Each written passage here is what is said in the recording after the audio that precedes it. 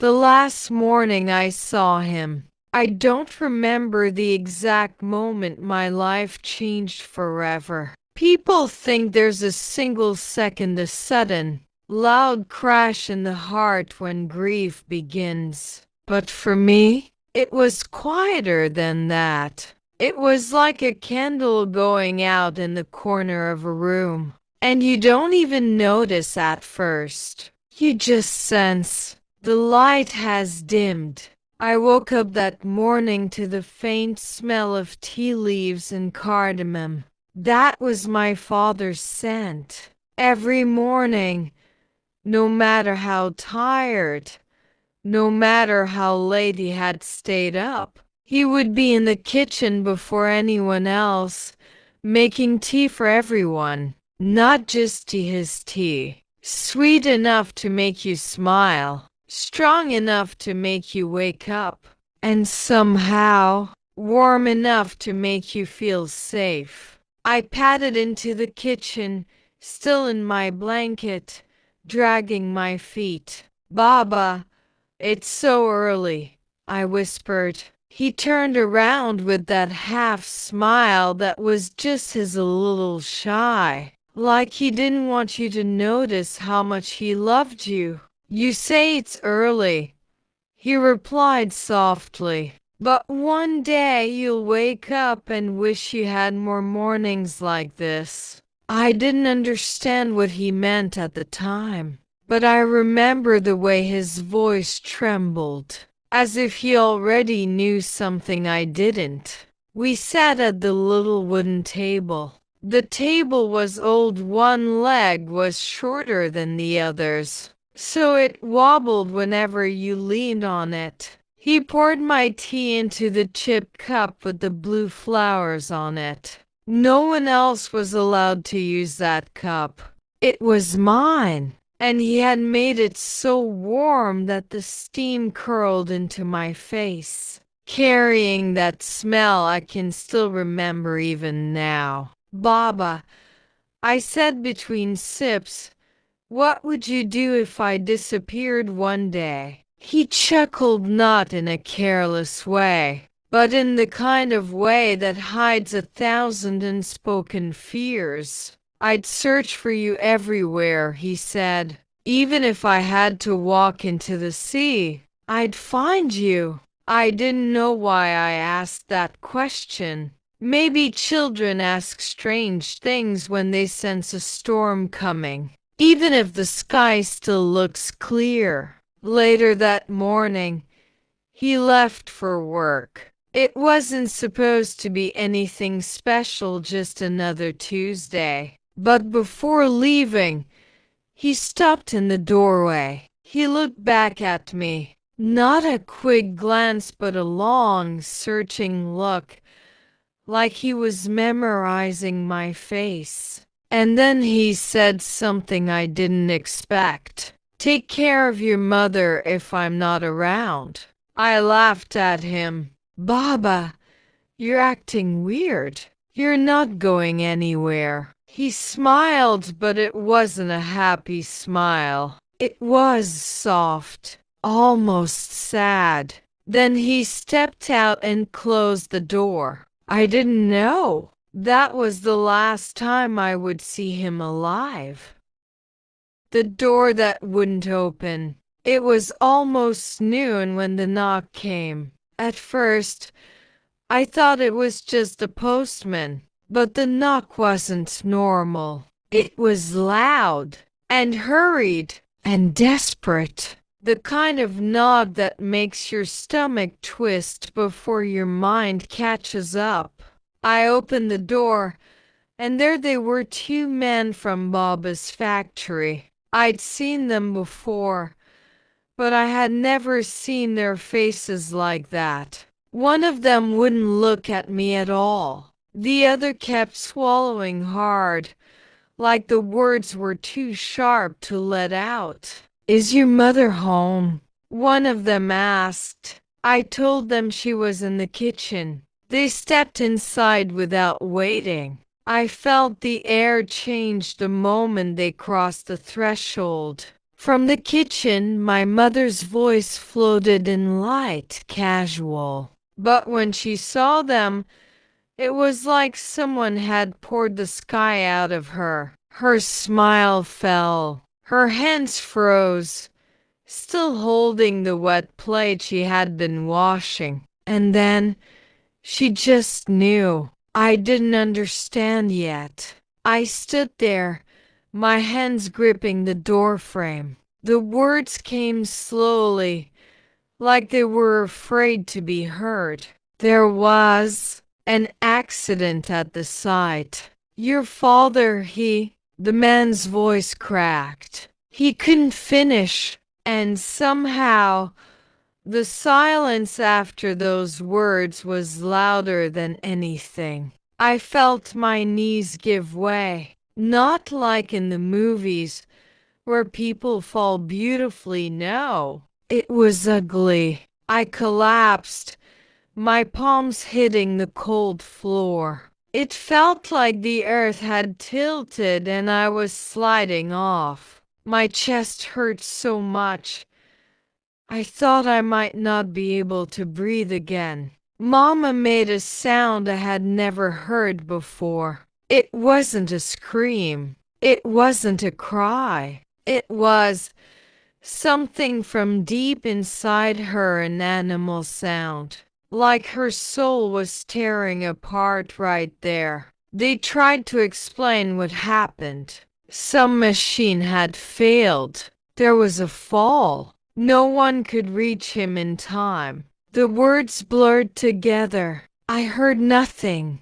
I was looking at the cup on the table, the one with the blue flowers, still half full of the tea he had made for me. The steam was gone now. The tea was cold, and so was he. I don't remember how long we sat there. At some point, people began coming in. Neighbors, relatives, hands on my shoulders, hands on my head, but no hand, no voice felt like his. The hardest part? It wasn't the crying. It wasn't even the moment they told me. It was knowing I would never again hear that knock at the door. Never again see him standing in the doorway, looking back at me like I was his whole world.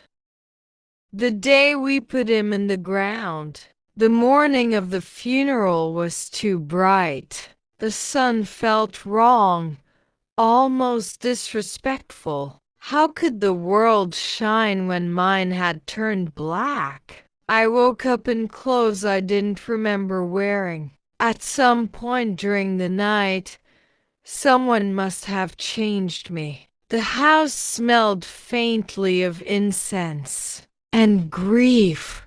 Every corner held people whispering, weeping, praying. It was like the walls themselves were mourning. Mama sat in the living room, surrounded by women. Her eyes were red but dry now. She looked emptied out. I wanted to sit beside her, to lean on her, but I couldn't move. I was afraid that if I touched her, we would both shatter. Then I heard the sound, that sound that will haunt me forever. Men bringing the coffin inside, the scraping of wood against the floor, the muffled shuffle of footsteps, and the silence in between, heavy as stone. I didn't want to see him like that, but my legs carried me forward anyway. And there he was, my Baba, not sleeping, not resting, just gone. His face was pale, too pale. They had combed his hair neatly, like he was going somewhere important. But no warmth radiated from him. No familiar scent of cologne and sunlight. Just a faint smell of wood, flowers, and finality. I reached out to touch his hand. It was cold. Not the kind of cold you can warm with your own. This was the cold that doesn't go away. The cold that means the person you love will never hold you back. I remember thinking, if I cried hard enough, maybe his chest would rise again. Maybe God would hear me and change his mind. But nothing happened. The world didn't stop. Only mine did. They began to pray. Voices rose and fell like waves. I moved my lips, but no sound came out. Every word stuck in my throat. My prayers weren't neat or poetic. They were just one desperate plea, over and over. Please, just give him back. When it was time to take him, I followed behind. The air outside was warm, but I felt nothing. Every step toward the grave was a step away from the life I knew. The cemetery was quiet except for the murmurs of men reciting verses, and the sound of dirt being shoveled. A dull, hollow thud that hit harder than any word. I stood at the edge, looking down. They lowered him slowly, gently, as if he could still feel, and I wanted to scream, "Don't put him there. It's dark. It's cold. He hates the cold." But my voice failed me when the first shovelful of earth fell on the wooden lid. I flinched like it had hit me instead, because it had. Every handful of dirt was a piece of my heart being buried with him. And then it was done, just like that. A mound of fresh soil where my father used to stand. People began to leave, their footsteps fading. But I stayed. I couldn't walk away, because walking away felt like agreeing he was gone. The wind blew softly. I whispered into the earth, "Baba, I'll come back every day. I'll tell you everything. Don't worry. I won't let you be lonely." And in that moment, I realized the world had lost a man, but I had lost my world, living with his absence. The first morning without Baba was the first morning I wished I hadn't woken up. The house was too quiet, not peaceful, dead quiet, the kind of silence that makes your ears ring. No sound of his slippers shuffling toward the kitchen, no low hum of him reciting verses after Fajr, no smell of tea brewing. I lay in bed staring at the ceiling, waiting for something, anything. A knock on the door, a cough, a familiar voice calling my name. But there was nothing. Mama moved like a shadow through the house. She didn't tell me to eat. She didn't tell me to get dressed. We both just existed. I went into Baba's room. The air still held him. His clothes hung neatly in the wardrobe, shirts folded the way he liked, the faint smell of his cologne clinging stubbornly to the fabric. I sat on his bed. The sheets were still creased from where he had last lain. I didn't dare smooth them out. It felt like erasing him. On the nightstand was his watch. It had stopped at the exact time they pronounced him gone. I picked it up and held it in my palm. The metal was cold. I pressed it to my cheek, as if the skin could absorb whatever was left of him. Everywhere I looked, I saw his handwriting, in the margins of his books, on little notes he would leave for Mama. Even on the back of the grocery list, I found his glasses resting on the windowsill. One lens had a faint fingerprint on it. I couldn't bring myself to clean it. It was his fingerprint. The days blurred together. People came to visit, bringing food, offering condolences, filling the house with words that didn't fill the emptiness. Everyone said the same thing. He's in a better place. You have to be strong. He wouldn't want you to cry. But no one understood. Crying was the only thing keeping me from exploding. At night, I would close my eyes and beg for a dream. Just one dream with him in it. I didn't care if he spoke or not. I just wanted to see his face again, even in sleep. One night, I woke up convinced I'd heard his voice. I rushed to the living room, my heart pounding so hard it hurt. But it was only the wind against the window. Still, I whispered into the empty room, "Baba, if you're here, just give me a sign." Nothing happened, but I stayed there for hours, hoping the air would shift, hoping for the sound of his laugh, hoping for anything that could tell me he wasn't completely gone. And so I learned, losing someone doesn't happen all at once. It happens every day, in 100 little ways, each one cutting a little deeper.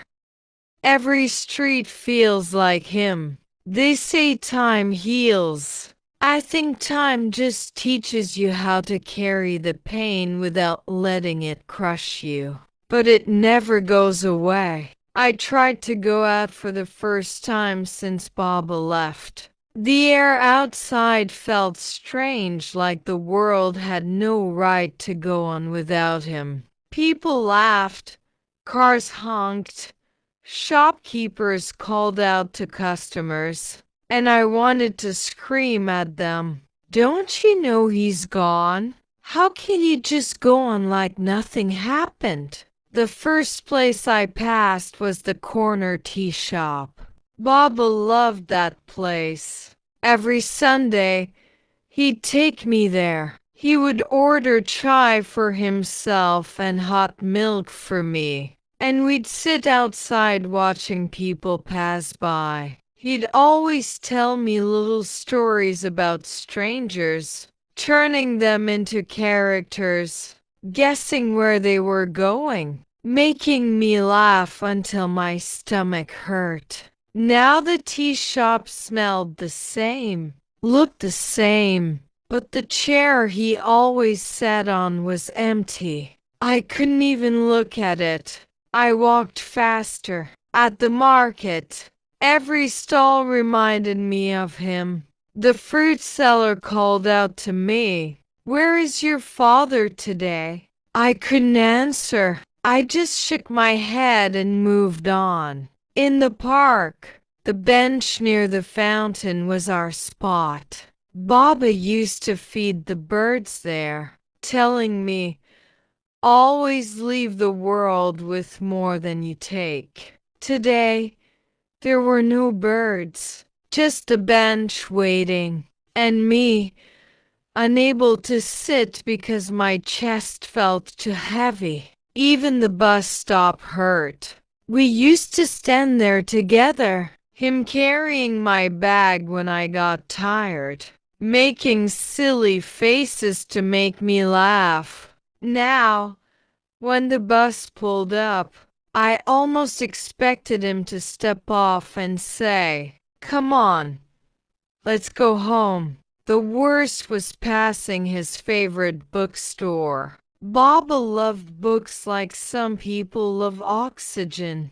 We would spend hours inside, him flipping through pages, me pretending to read while secretly watching his expressions. I saw the owner standing by the door. He smiled at me. Then his smile faded as he realized Baba wasn't with me. He didn't say anything, but his silence said enough.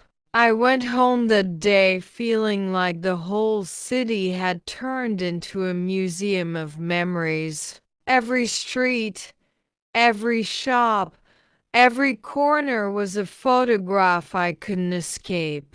And the cruel thing was, I didn't want to escape. Because as much as it hurt to remember, I was terrified of forgetting. That night, I sat in Baba's room again. I whispered to the walls, I saw all your places today, Baba. It felt like I was reporting to him, as if he were still waiting to hear about my day. The wind moved the curtains just slightly. For a second, I pretended it was him, just walking past. Still here, still mine. His things are all I have left. It's been weeks now, but his room is still the same. The bed isn't made. His slippers are still by the door. His watch still on the table beside his glasses. I haven't touched anything. I can't. Some people call it denial. I call it survival. Because if I move anything, it will feel like I'm admitting he's not coming back. Every morning, I open his wardrobe just to breathe in that faint scent of him. A mix of soap books and the faint smell of tea leaves. I press my face into his old sweater, the one he wore on winter evenings, and for a few seconds, I feel like he's still here, just in another room. But lately, my relatives have started talking. They think it's time to clear out his things. One of my aunts said, it's not healthy to keep his room like this. It's just holding on to pain.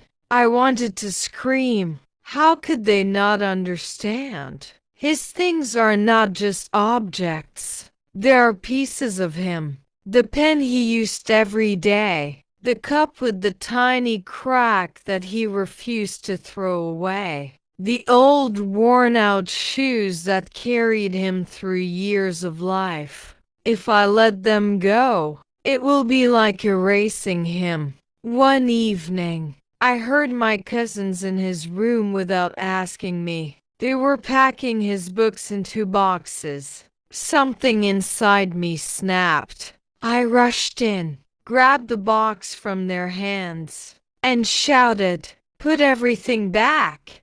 Don't touch anything!" They looked at me like I was crazy. Maybe I am. Maybe grief makes you crazy. But I would rather be crazy than watch strangers, even family, fold away his life into dusty cardboard. That night, I sat on his bed holding his sweater, and I cried until my chest physically hurt. Because I knew one day, time would force me to let go of something. Maybe a shirt, maybe a book, but not today. Not yet. Before sleeping, I whispered to his photo on the wall, "Don't worry, Baba. I'll protect your things. I'll protect you." And in the stillness of that night, I felt something. Maybe my mind playing tricks. Maybe something real. But I swear I heard his voice, gentle and warm, say, "I know you will, my girl." The birthday I couldn't celebrate. Today is my birthday, or at least, that's what the calendar says. But honestly, it doesn't feel like mine anymore. Every year, Baba was the first person to wish me. Always. Sometimes he'd wake me up before sunrise, knocking softly on my door, saying, "Wake up, birthday girl." And there would be a tiny plate of something sweet, maybe cake, maybe just a chocolate, but it was from him. and it was perfect. This morning, I woke up to silence. No knock, no smile, no warm voice, just silence. Loud, heavy, crushing silence. People still remembered, of course. Friends sent messages. My mother bought a cake, but when I cut it, it felt wrong. Because the person who taught me what birthdays mean, he wasn't here. When I blew out the candles, I didn't make a wish. What's the point? The only wish I had already came true once, and I lost it. I spent most of the day in his room. I sat on the floor with his photo in my lap, telling him how strange it feels to grow older without him. I told him about the cake, about the calls I didn't answer, about how I didn't wear the dress I bought for today, because he wasn't here to see it. I imagine his response. He'd probably laugh gently and say,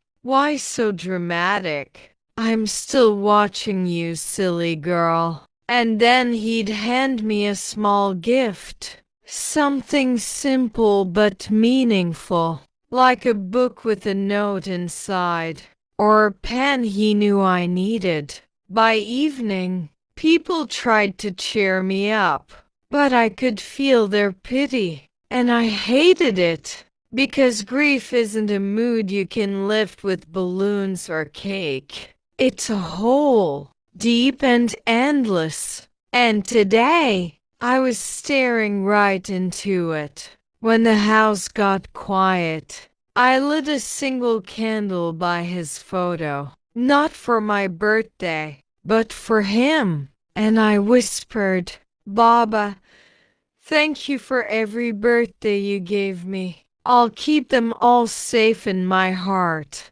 But today, I just wish you were here." And maybe it was the flicker of the candle, or maybe it was my mind desperate for comfort. But I felt warmth on my shoulder, like the weight of a loving hand.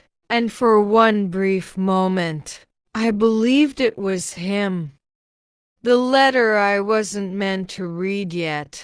It started with a mess, a simple mess. I was cleaning the old wooden cupboard in Baba's room, the one that still smelled faintly of his cologne. I didn't plan on finding anything. I just wanted to dust it, because dust makes me feel like time is winning, and I'm not ready for time to erase him. There were shirts, folded neatly in a way I could never match. A few old receipts, some photographs, edges curling with age, and then a small envelope, yellowed, fragile, with my name written on it, in his handwriting. My hands froze, my chest tightened.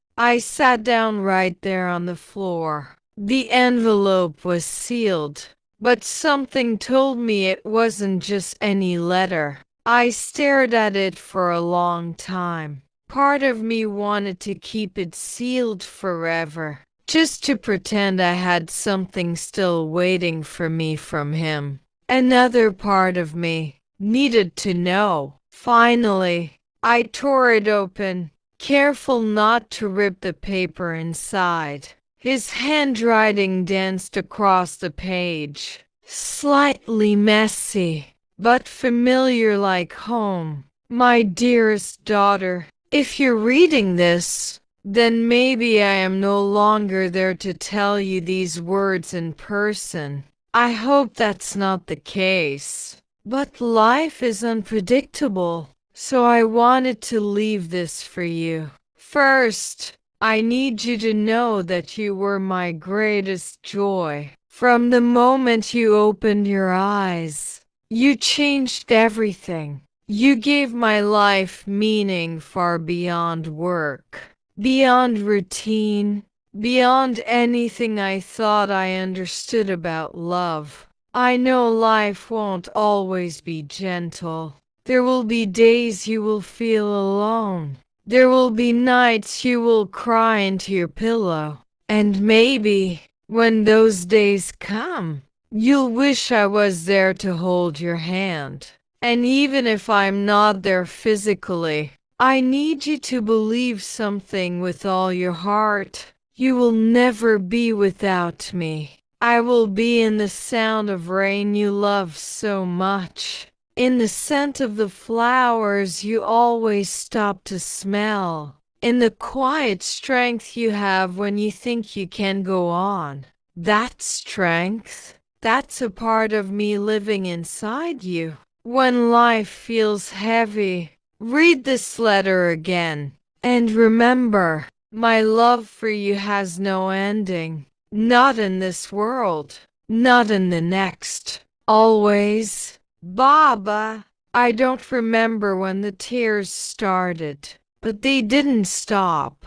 I read the letter 3 times, my fingers tracing every curve of every word, as if touching the ink could bring him back. And for the first time in a long time, I didn't just miss him. I felt him. Here, in the room, in me. I folded the letter carefully and placed it under my pillow. Not because I was afraid of losing it, but because I wanted it close, ready for the nights when the world feels too quiet.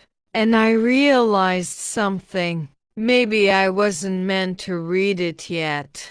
Maybe he left it for the exact moment when I would need it the most. And today was that moment. The conversation at the grave. It took me 3 months. 3 long months before I found the courage to come here. I don't know why it was so hard. Maybe because visiting this place makes it real. The sky today is pale gray, with the kind of clouds Baba always said meant rain was coming. The air smells like damp earth, and somewhere in the distance, a bird is singing, soft and lonely. I stand at the entrance of the graveyard, clutching the small bouquet of white lilies I bought on the way. Baba never liked fancy flowers. He said lilies were pure and simple, like love should be. As I walk, the crunch of gravel under my shoes feels too loud, as if the whole place is listening. My steps slow when I see his name carved into the stone. I thought I was ready. I wasn't.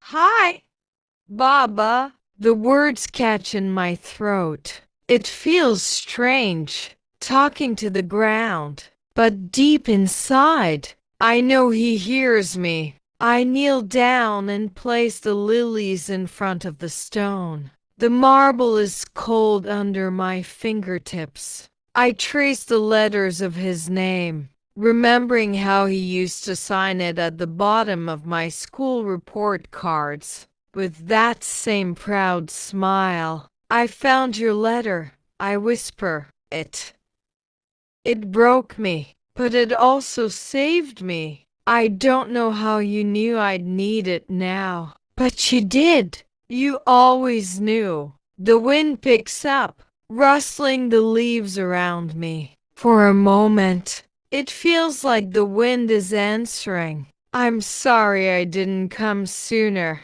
I say, my voice trembling. I thought staying away would hurt less, but it doesn't. Nothing hurts more than pretending I'm okay when I'm not. A tear falls onto the stone. I don't wipe it away. I let it stay. A small piece of me left here with him. I miss your advice, Baba. I miss your bad jokes.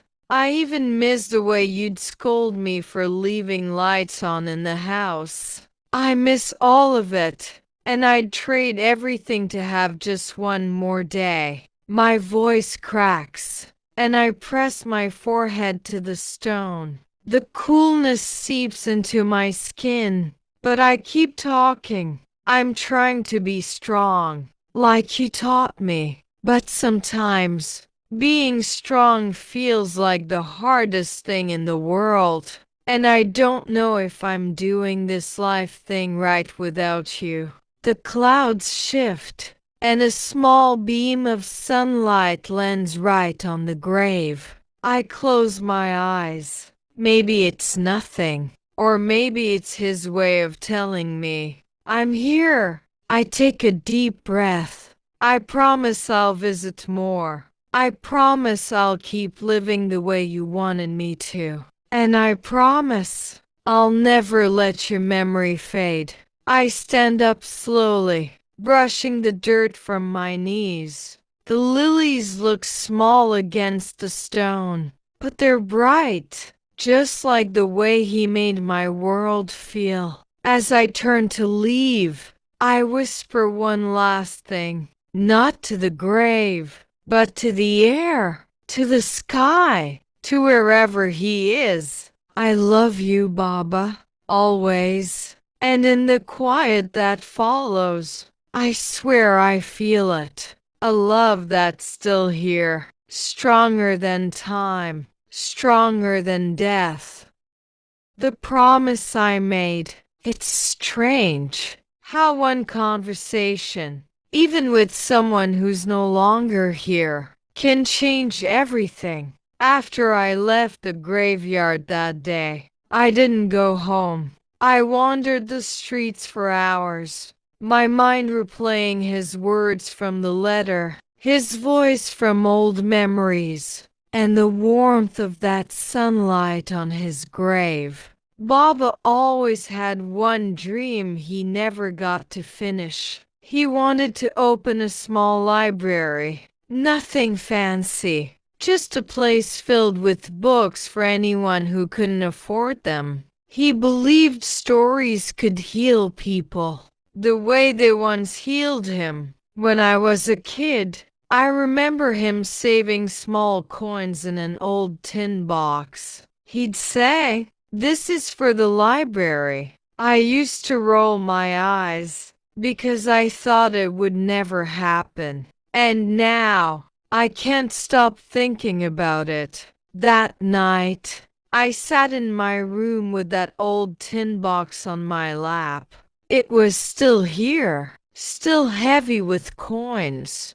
Though years had passed, I shook it, and the sound made my chest ache. I decided then I was going to do it. Not someday, not when life settles down. Now, for him, the next few weeks were chaos. I sold old things I didn't need, took extra shifts at work, and even asked friends to donate books they no longer read. At first, people thought I was crazy, but slowly, they began to understand.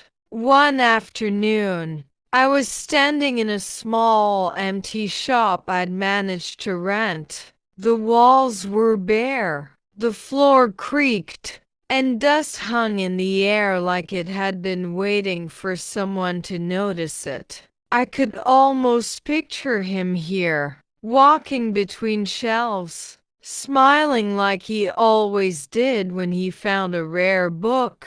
I painted the walls a soft cream, because Baba said bright colors distracted from the words on the page. I built shelves by hand.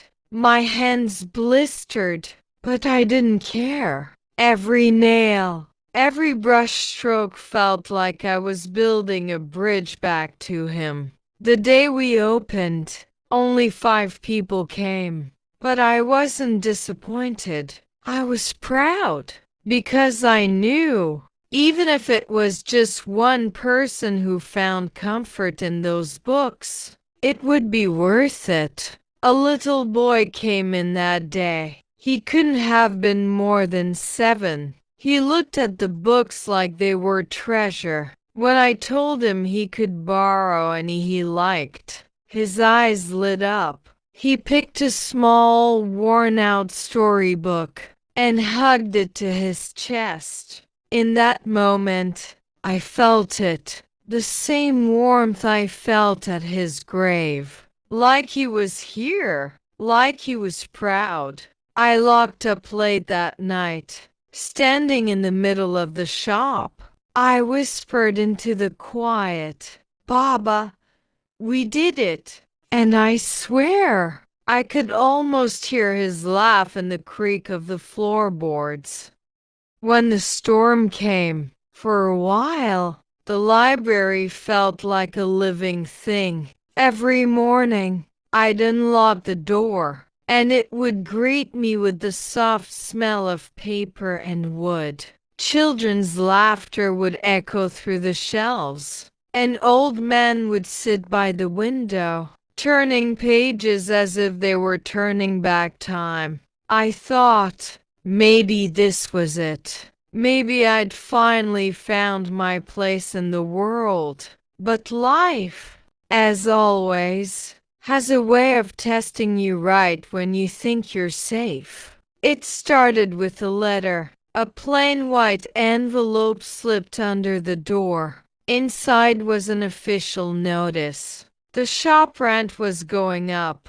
Not by a little, by almost double. I just sat there, holding the paper, my fingers trembling. I had barely managed to keep this place running as it was. There was no way I could afford that. That night, I didn't sleep.